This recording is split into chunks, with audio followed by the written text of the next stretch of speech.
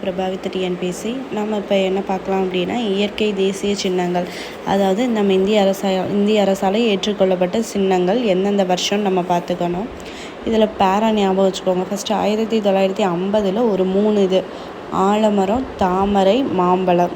இந்த 3மே உங்களுக்கு அப்போவே ஓகேவா. 1950 ஆலமரமும் மாம்பழம் தாமரை ஏற்றுக்கிட்டாங்க. அடுத்து 63, 73 ஒரு பேர் ஞாபகம் வச்சுக்கோங்க. 63 மயில், 73 புலி. அடுத்து கங்கை ஆறு, ஆற்றுக்கு 8 மணிக்கு குளிக்க போவாங்க. ஸோ கங்கை ஆறு.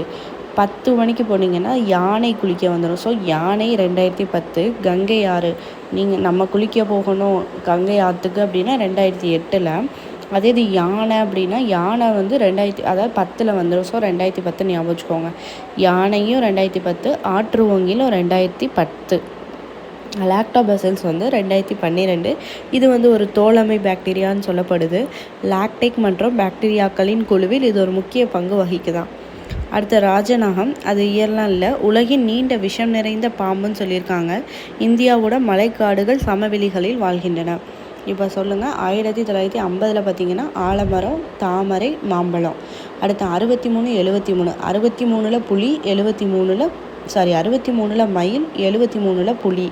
2008 அதாவது கங்கை ஆற்றுக்கு குளிக்கணும்னா 8 மணிக்கு போகணும். யானை 10 மணிக்கு வந்துடும். ஸோ 2010. அதே மாதிரி 2010 ஆற்றுவங்கில். லாக்டோபாசில்ஸ் அப்படிங்கிற ஒரு தோழமை பாக்டீரியா 2012. இதெல்லாம் நம்ம இந்திய அரசமைப்பால் ஏற்றுக்கொள்ளப்பட்டது.